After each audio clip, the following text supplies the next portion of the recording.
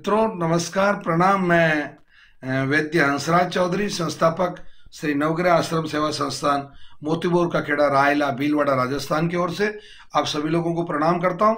मित्रों आज मैं बताने वाला हूं कि ये जो कीमो है ये मतलब कितने तरीके से मतलब दिया जाता है। एलोपैथी के कीमो की बात कर रहा हूं और मैं इसलिए बात कर रहा हूं कि आप कहेंगे भाई आप तो आयुर्वेद के व्यक्ति हैं, आपको एलोपैथी के कीमो से क्या लेना देना है। तो मैं आयुर्वेद का व्यक्ति हूं इसीलिए बात कर रहा हूं क्योंकि जो पेशेंट है उसके प्रति हमारा जो रवैया है, हमारा जो एटीट्यूड है या हमारा जो संबंध है वो मैं दावे के साथ कह सकता हूं कि ज्यादा निकट का होता है। क्योंकि खासतौर से नवग्रह आश्रम तो कम से कम 2-2.5 घंटे की तो क्लास करता है कैंसर की, और फिर हर पेशेंट को कम से कम 10-10 मिनट का एवरेज समय हर पेशेंट को दिया जाता है, हमारे डॉक्टरों द्वारा दिया जाता है, मेरे द्वारा दिया जाता है। तो उस पेशेंट के साथ में हमारा, और दूसरा आयुर्वेद अपने आप में एक बहुत विकसित विज्ञान है, बहुत डेवलप साइंस है आयुर्वेद। तो चूंकि मैं साइंस साइड से भी हूं और आयुर्वेद का वैद्य हूं तो मेरा धर्म बनता है कि मैं आपको एक बार ये जानकारी जरूर दूं कि जो कीमो करने के जो पैटर्न है, जो पहला जो पैटर्न है वो होता है आईवी, यानी कि आपको जो आपकी जो नसें हैं दवा को कुछ मतलब आपके शरीर में नसों के माध्यम से 2 तरीके से इंजेक्शन लगाए जाते हैं, शायद आपको पता हो तो। एक तो आईएम होता है इंट्रामस्क्यूलर, और एक होता है आईवी जो आपकी सीधी ये जो नसें हैं जो वेंस है आपकी इंट्रावेंस, मतलब जो वेंस है उनमें मतलब डाली जाती है। तो उसको घंटों तक मतलब धीरे धीरे धीरे धीरे, और बहुत तेज वेदना होती है, बहुत तेज दर्द होता है उसमें, और पूरे शरीर में एक तरह की जलन होती है जैसे आग लग रही हो शरीर के अंदर।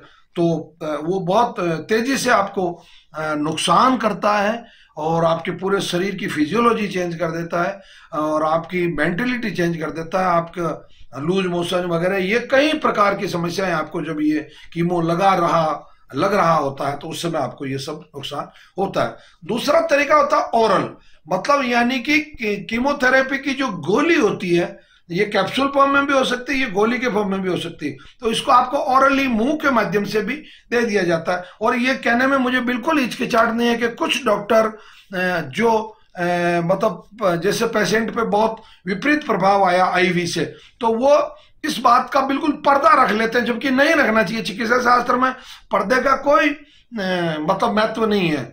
तो डॉक्टर कहते हैं नहीं अब कोई बात नहीं, आपको कीमो सहन नहीं हो रहा, चलो छोड़ो कीमो नहीं करते हैं। और परिवार वालों को कहते हैं कि ये जो गोली हम दे रहे हैं ये कीमो की गोली है, और पेशेंट को नहीं बताया जाता, और उसका उतना ही दुष्प्रभाव होता है पेशेंट पर जितना आईवी के माध्यम से हो रहा होता है। तो ये गोली उसको दी जाती है। दूसरा तरीका है गोली का।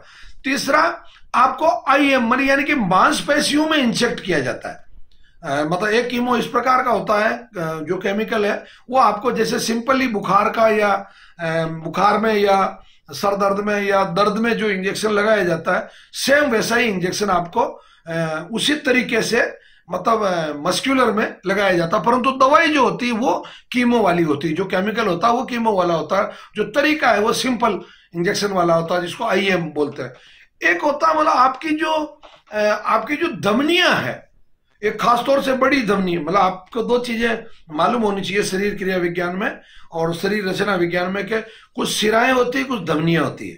तो जो धमनी जो होती है यानी कि मुख्य नस, मोटा मोटा यूं समझ लो कि आपकी जो बड़ी नस है, मुख्य नस जो है उसके अंदर मतलब इसको कीमो को दिया जाता है। मतलब ये भी इंट्रा मतलब जो आपकी जो धमनी है उसके अंदर मतलब ये दिया जाता है। एक कुछ पेट में आपका जो पेरिटोनियल जो है, जिसको पेरिटोनियल बोलते हैं, उसकी थैला जो होता है उस थैले के अंदर उस केमिकल को इंजेक्ट कर दिया जाता है, मतलब इंजेक्शन के माध्यम से वहां तक मतलब पहुंचा दिया जाता है।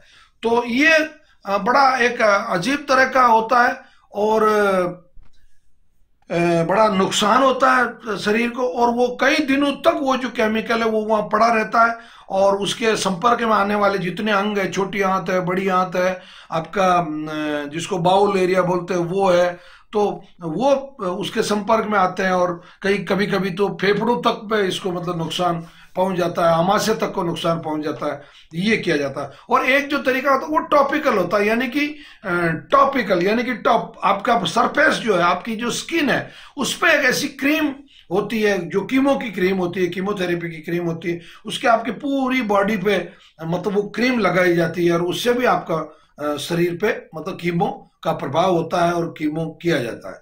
परंतु इन सभी प्रकार के ये जो भी 5-6 प्रकार के जो कीमो के जो मेथड हैं, इन सब मेथड में अंत तो गतवा आपको 6 माह बाद वापस कैंसर रिपीट होने के चांस पूरे के पूरे रहते हैं। तो अतः मैं आपसे अनुरोध करता हूं कि आप आयुर्वेद को अपनाएं। आयुर्वेद का जो कीमो है, नवग्रह आश्रम का जो कीमो पैटर्न है, वो बहुत जैविक तौर से है, साइड इफेक्ट बिल्कुल नहीं है और वो सीधा सीधा आपको शहद के साथ में वो औषधि 2 चम्मच सुबह 2 चम्मच शाम को चाटनी होती है और उससे आपको वो सब चीजें, करक्यूमिन है या विन क्रिस्टिन, विन ब्लास्टिन है या इस तरीके के जो केमिकल है, वो सब का सब आपको प्राकृतिक फॉर्म में मिलते हैं, जिससे आपको साइड इफेक्ट नहीं होते हैं। वापस कैंसर रिपीट होने के चांसेस ना के बराबर होते हैं। अतः मैं आपसे पुनः अनुरोध करता हूं कि आपको कि किसी भी प्रियजन को या किसी भी व्यक्ति को अगर कैंसर है तो आप शुक्रवार को नहीं आकर शनिवार और रविवार को आए, क्योंकि शनिवार और रविवार को हमारा कैंसर का वर्किंग डे होता है। 7:30 बजे तक आपको पहुंच जाना होता है। 8 बजे कैंसर की क्लास होती है।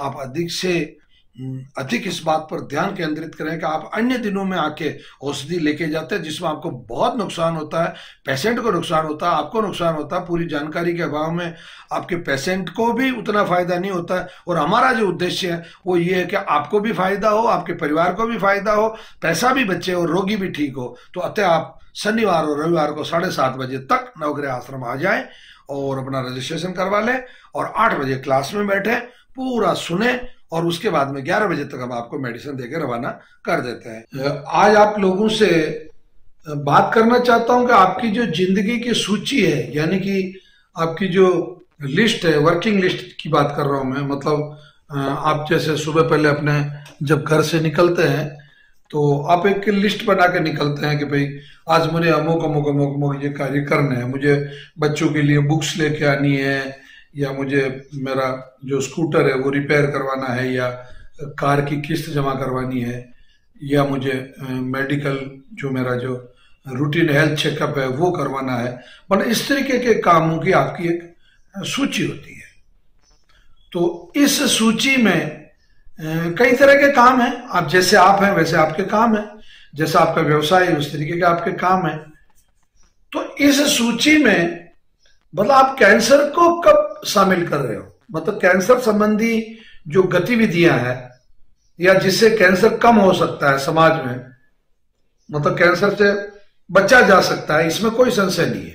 मतलब कैंसर आपके ऊपर आके गिरने वाली बीमारी नहीं है, मतलब आप खुद अंदर से ही इसको पैदा कर रहे हैं। ये तो बिल्कुल वैज्ञानिक रूप से सत्य साबित हो चुका है कि भाई कैंसर जो है उसका कोई वायरस, बैक्टीरिया या फंगस या निमेटोडिया इस तरीके का कुछ भी नहीं है। ये तो बहुत क्लियर हो गई बात, अब ये समझाने वाला किस्सा नहीं है। परंतु कैंसर एक ऐसा सब्जेक्ट है कि अगर किसी दूसरी जगह खतरा है तो भी आपको मतलब उसे सावधान होना पड़ेगा। सावधान इन सेंस ये कि वहां जो खाने का सिस्टम चेंज हो रहा है, लोगों की फूड हैबिट की वजह से दुनिया में बहुत भयंकर तरीके से कैंसर हुआ है। और बल्कि कुछ कि जो बड़े डॉक्टर हैं वो लोग मजाक में इस बात को कहते हैं, जो डाइटिशियन होते हैं या दुनिया में जो फूड पे जो काम करने वाले लोग हैं, भोजन पे जो काम करने वाले लोग हैं, उन लोगों को उन्होंने वो मजाक में ही सही पर वैसा कहना शुरू किया है कि बोले साहब हम तो कैंसर का इलाज कर रहे हैं, परंतु अब चूंकि आप इतने इतने अलग अलग रेसिपीज बना रहे हैं या इतने फूड हैबिट्स लोगों के बेकार हो गए हैं, तो वो उससे कब कैंसर, जैसे स्मोक मीट का एग्जांपल ले लो आप।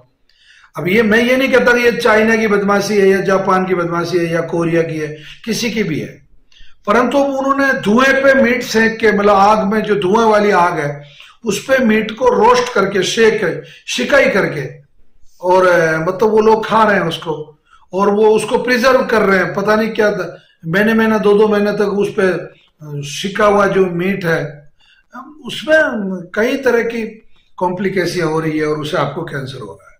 तो इनसे बचना बहुत जरूरी है। यानी कि मैं सीधे मेरे उद्देश्य पे आ रहा हूं कि आप लोगों से मेरा एक अनुरोध है कि आप आज से ही अपने जो आपकी कार्यसूची है, जो आपकी वर्किंग लिस्ट है, उसमें कैंसर को शामिल कर लीजिए। यानी कि किसी भी अपने प्रियजन को, उसमें आपको 4 काम करना है। आपका कोई भी दोस्त है, रिश्तेदार है, परिवार का सदस्य है, आप उसको तंबाकू खाने से टोकिए। दूसरा, अगर आप कोई दुकान मालिक है, या यूं कहें कि आपका बेटा अगर दुकान करता है और वो अगर तंबाकू के उत्पाद बेचता है, या वो सफेद नमक बेचता है, या वो रिफाइंड ऑयल बेचता है, तो बंद करवाइए उसको। उसकी जगह सेंधा नमक लाके रखिए उसको, भाई कोई दूसरा मांगेगा। और उस ग्राहक को आप समझाइए, वो कह रहा मुझे सफेद नमक चाहिए समुद्र का, तो बोले नहीं भाई आप ऐसा कीजिए, सफेद नमक से कैंसर होता है, रिफाइंड ऑयल से कैंसर होता है, तो आप ये मत लीजिए और इसकी जगह ये लीजिए, आप सेंधा नमक ले लीजिए। आप रिफाइंड ऑयल की जगह कच्ची घानी का तेल करवा के लाइए। अगले को कहिए साहब ये थोड़ा आपको 10-20 रुपए लीटर महंगा पड़ रहा है, परंतु आपकी जिंदगी से ज्यादा महंगा नहीं है। तो प्लीज ये चीजें आपको करनी है। और तीसरा जो है, आप उठते बैठते कहीं पे भी बात अगर चलती है, और अगर कैंसर का हल्का सा भी कहीं जिक्र, मैं ये नहीं कह रहा हूं आप जाते नमस्कार करते कि अरे साहब मैं कैंसर पे व्याख्यान देने आया हूं, ऐसा नहीं कह रहा हूं, परंतु थोड़ा भी अगर आपको मौका मिलता है और अगर कहीं कैंसर की चर्चा चलती है, या आप अगर बहुत इजी वे में अगर कहीं वो चर्चा चला के और अगर कैंसर पर लाके उसको मबनी कर सकता है, कैंसर बेस्ड अगर बात कर सकते हैं, तो आपको करना चाहिए। ये मेरा बिल्कुल व्यक्तिगत अनुरोध आप लोगों से, और ये बहुत मानवता के हित में है। और चौथा जो है, आप जो कर सकते हैं वो जरूर करें। मतलब आप खुद तंबाकू छोड़ सकते हैं, छोड़नी है आपको। खुद शराब छोड़ सकते हैं, छोड़नी है आपको। आप खुद जो कर सकते हैं, आप किसी की दुकान खाली करवानी है, आपके मकान में अगर कोई किराएदार दुकान है आपकी और किराएदार है और वो आपके वहां तंबाकू बेचता है, तो आप बिल्कुल बंद करवाइए उसको। अगर शराब का ठेका है आपके मकान में, तो बंद करवाइए उसको। अगर या यूं कहें कि आप अगर तंबाकू के किसी इंडस्ट्री में काम करते हैं, तो साइंस क्या कहता है कैंसर के लिए, और आम बोलचाल में लोग बात कैंसर के प्रति कैसा सोचते हैं। आम बोलचाल में सामान्य व्यक्ति कैंसर को पहले, आज के करीब 40-50 साल पहले किसी व्यक्ति को अगर कैंसर होता था तो अव्वल तो पता ही नहीं चलता था, जांचें होती ही नहीं थी, इतना कोई डायग्नोसिस सिस्टम प्रॉपर नहीं था। बड़े बड़े शहरों में, बॉम्बे में या कलकत्ता में या दिल्ली में, मतलब कैंसर की पेट स्कैन, सीटी स्कैन या एमआरआई या बायोप्सी, ये चीजें इंडिया में आज के केवल 45 साल पहले आई। भारत में मतलब इनकी जो फाइन, जिसको अपन कह सकते हैं कि ऑथेंटिक तरीके से ये कहने की हालत में होते थे हाँ इसको कैंसर है, कार्सिनोमा है। हालांकि कैंसर बहुत पुरानी बीमारी है। अभी तक कम से कम 2.5-3 लाख पुराने जो फॉसिल्स मिले हैं, अवशेष मिले हैं डायनासोर के या मरे हुए लोगों की, जैसे मिस्र में मम्मियां, मतलब जो डेड बॉडी है उसको आज भी वो सुरक्षित रखते हैं, तो उनके भी सैंपलिंग हुई। या कई जैसे इकट्ठे लोग मर गए तो बोन जो है, हड्डियां जो है, हड्डियों की जो सेल्स है, उससे भी पता लगाया तो 2.5 लाख साल पहले भी कैंसर था। फिर आ जाओ अपन महाभारत काल आ जाओ, उस समय भी कैंसर था, कहीं ऐसे उसमें इसका जिक्र है। और हमारा आयुर्वेद का जो ग्रंथ है, महर्षि चरक, सुश्रुत, वाग्भट, उन्होंने जो चरक संहिता लिखी या वाग्भट संहिता लिखी, उसमें चूंकि अथर्ववेद में उपवेद आयुर्वेद है, तो 5,500 वर्ष पुराना इसका जिक्र है कि उस समय भी अर्बुद करकरा था, क्योंकि उन्होंने बीमारी थी इसीलिए तो लिखी उसमें, अर्बुद करकरा था। और उन्होंने उसमें ये जैसे तुलसी का है, गिलोय का है, ऐसी कई औषधियों का वर्णन उन्होंने उसमें किया कि इससे अर्बुद करकरा ठीक होता, मतलब एक ऐसी गांठ, एक ऐसा ट्यूमर जो दूसरी ट्यूमर से उसकी आदत अलग हो, ये वर्णन उसमें तो 5,500 पहले था। फिर ये धीरे धीरे अमेरिका में और यहां जो धीरे धीरे पता चला, तो एक ऑथेंटिक कैंसर, जिसको ऑथेंटिक शब्द काम में ले रहा हूं, वो 1900 से पहले नहीं था। 1902 या 1903 के आसपास में जर्मनी में और अमेरिका में, 2 देशों में कैंसर बिल्कुल क्लियर हो गया कि हाँ भाई ये कैंसर है, क्योंकि ये दवाई दे रहे हैं फिर भी ठीक नहीं हो रहा। जैसे आपको कोई गांठ हो गई, पेनिसिलिन बन चुका था, तो बोलो पेनिसिलिन से भी ठीक नहीं हो रहा, या और भी कुछ एंटीबायोटिक बन चुके थे उससे ठीक नहीं हो रहा था, तो फिर उन्होंने पता किया, धीरे धीरे उनकी सेल्स को लिया, ये किया वो किया, और बाद में ये कंफर्म हो गया कि भाई ये जो बीमारी है ये कैंसर है। ठीक है, ये कैंसर जो अंग्रेजी का शब्द है ये एक साइंटिस्ट ने दिया था और इसकी बड़ी अजीब तरह की कहानी है। कैन नॉट बी सक्सेसफुल, पता नहीं क्या एक अजीब तरीके से उसके दिमाग में कैंसर शब्द आया, क्योंकि नया कोई भी शब्द आता है तो ऐसे ही आता है, तो वो हो गया, कंफर्म हो गया। फिर इसकी आदतें पता की गई कि भाई इसकी आदतें क्या है, फिर धीरे धीरे इसका ये पता करने लगे कि ये होता कैसे है, फिर धीरे धीरे इसमें ये हुआ कि यार इसको ये किस कारण से हुआ, तो जो पहला कारण समझ में आया कैंसर का अब तक इस दुनिया में, उन डॉक्टरों को जो शुरुआत में जिन्होंने काम किया था, वो पहला कारण समझ में आया था कि एक शब्द होता है जिसको सामान्य भाषा में एंटीऑक्सीडेंट अपन काम में लेते हैं, सब एंटीऑक्सीडेंट। ठीक, अब इसका शब्द में एंटी से मतलब उल्टा में समझ इसका मतलब एंटीऑक्सीडेंट ऐसा नहीं कि भाई ऑक्सीजन का दुश्मन, बल्कि उल्टा ये ऑक्सीजन जो पैदा करते हैं, जो एंटीजन है, अंग्रेजी का एक शब्द है, एंटी से मतलब नेगेटिव नहीं है, एंटीजन से एंटी ऑक्सीजन। ओके, धीरे धीरे पता किया कैंसर उस समय फैला हुआ, तो एक डॉक्टर वार्बर्ग थे, ये 1931 में इनको एक नोबेल प्राइज मिला, और ये नोबेल प्राइज मिला इनको 10 साल की मेहनत के बाद। तो यानी कि क्या हुआ, 1921 में इन्होंने कैंसर पर रिसर्च शुरू की, और उस जमाने में जो उद्योग धंधों में जो लोग काम करते थे, ऐसे फैक्ट्री में जो काम करते थे जहां ऑक्सीजन कम मिलती थी, ऐसे कंडीशन में जो काम करते थे जहां ऑक्सीजन की कमी थी, या ऐसे इलाकों में जहां लोग ऑक्सीजन जैसी चीजें कम खाते थे, मतलब ऑक्सीजन जैसे हरी सब्जियां खूब ऑक्सीजन है, गाय का दूध में खूब ऑक्सीजन है, बकरी के दूध में खूब ऑक्सीजन है, और आपके ब्रोकली में इनमें खूब ऑक्सीजन है, या गन्ने का रस पीते तो खूब ऑक्सीजन है, ये मतलब जो अधिक ऑक्सीजन शरीर में देने वाली जो चीजें थी। अब ऑक्सीजन को सीधा सीधा कैसे नाप सकते हैं आप, आजकल तो ऑक्सीजन मीटर आ गए, ये कोरोना ने सबके घर में 2-2 3-3 पड़े होंगे, मतलब हर कोई आदमी अंगुली में लटका के घूमता था, और यार दादा यार अरे 93 हो गया यार, दौड़ दौड़ दौड़, और थोड़ी देर हाँ 95 हो गया, फिर थोड़ा यूं कर और थोड़ा और कर, मतलब ये एक जनरल चीज हो गई थी। परंतु उस जमाने में तो ऑक्सीमीटर नहीं था, उस जमाने में ऑक्सीजन के स्तर का पता लगाने का सबसे बेहतरीन अगर कोई रास्ता था तो वो था यूनिट हीमोग्लोबिन। मतलब आपका हीमोग्लोबिन कितना है, आपके ब्लड में आरबीसी कितनी है, डब्ल्यूबीसी कितनी है, प्लेटलेट्स कितनी है, ये सब चीजें। तो इन्होंने कम से कम 2500 लोगों को ठीक किया, मतलब 2500 लोगों का कैंसर ठीक किया। किस चीज से किया? पहली चीज थी अलसी, ये एंटीऑक्सीडेंट है। अब एंटीऑक्सीडेंट समझ में आ गया ना। अलसी जिसको आप फ्लैक्सीड भी बोलते हैं, अलसी का तेल या अलसी आप जितने अधिक मात्रा में लेंगे आपकी बॉडी के अंदर ओमेगा 3 जाएगा। ओमेगा 3 एक कंटेंट ओमेगा 3। नंबर 2, ये जो देसी गाय का दूध होता है ना, इस दूध का उन्होंने वो बनाया पनीर। वो पनीर ये जितनी प्रैक्टिस है ना, दूध गर्म करके पीना, अलसी को भून के खाना, अंडे को बॉईल करके खाना, गेहूं को चोको, इनको भी मतलब वो करके। अब इसको चीज को समझने की कोशिश करो। अपना जो शरीर है ना, वो जिसको सामान्य फॉर्म में जिस चीज को पचा ले वो प्रकृति है।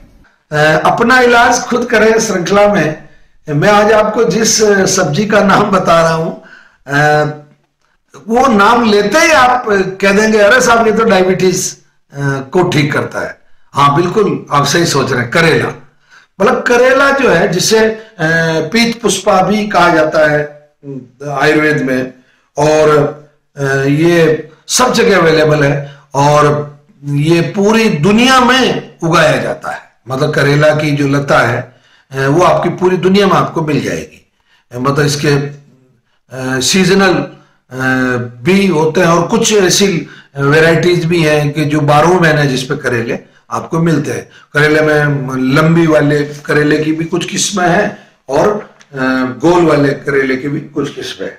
तो पहला जो करेले का औषधि उपयोग है वो डायबिटीज के लिए, बिल्कुल आपका सोचना सही है। मतलब करेले की सब्जी अगर आप सप्ताह में 3 दिन तक, मतलब एक समय या दोनों समय जैसा भी आप, या सप्ताह में एक समय मतलब 7 दिन अगर आप करेले की सब्जी खाते हैं तो आपका जो डायबिटीज का जो लेवल है, शुगर का जो लेवल है, वो बहुत तेजी से डाउन होता है। ये बिल्कुल। और एक नया प्रयोग और किया गया है कि करेले के साथ में आप भिंडी है या ग्वारफली है, इस तरह की, या लौकी है, इस तरीके की सब्जियों का अगर मिश्रण करके आप जो सब्जी बनाते हैं तो और आपका जल्दी मतलब आपका डायबिटीज कंट्रोल होता है। और डायबिटीज के पेशेंट को मतलब करीब यूं समझ लिया आधा हिस्सा सब्जी का करेले का होना चाहिए। मतलब वो कुल उसके द्वारा खाई जाने वाली हरी सब्जियों में आधा हिस्सा मतलब करेले का अगर होता है तो आपका डायबिटीज जो है वो बहुत जल्दी मतलब कंट्रोल होता है।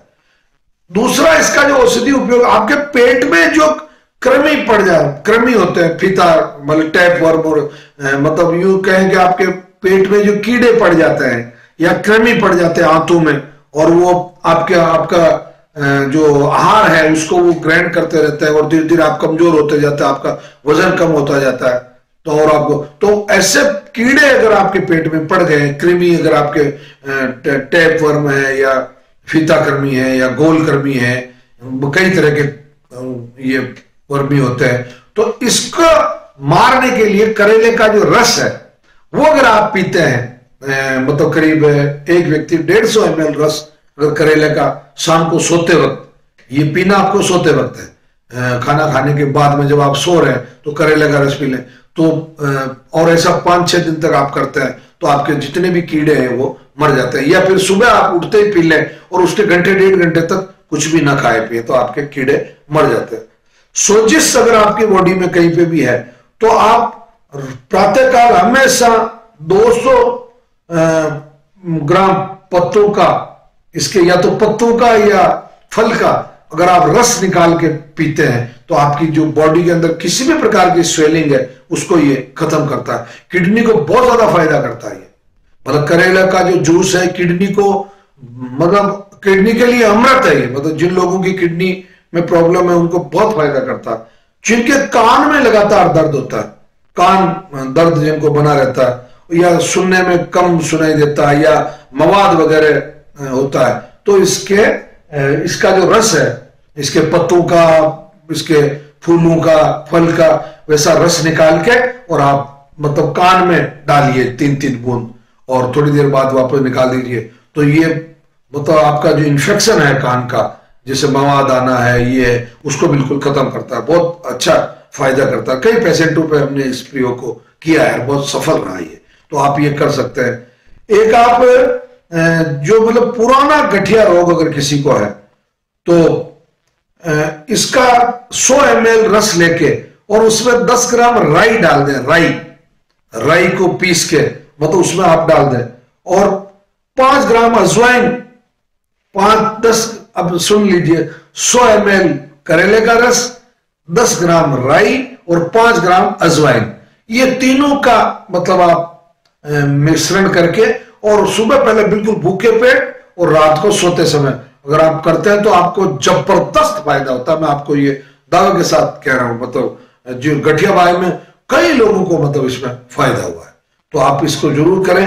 पीलिया जिन लोगों को है, पीलिया मतलब जिसको जॉइंटिस बोलते हैं, लीवर जिनका गड़बड़ है, उनको करेले की सब्जी और करेले का रस बहुत अधिक फायदा करता है। तो उन पीलिया वाले रोगियों को भी मतलब इसका इस्तेमाल रस के रूप में भी करना चाहिए, जूस के रूप में और सब्जी के रूप में भी करना चाहिए। तो मित्रों, ये बहुत ज्ञान की, बहुत अच्छी जानकारी वाली बातें हैं, तो आप लोगों को अधिक से अधिक शेयर करें और अपने जीवन में इनको उपयोग करें। वास्तव में ये अनुभव वाली चीजें हैं, तो आप ज्ञान के भागीरथ बने।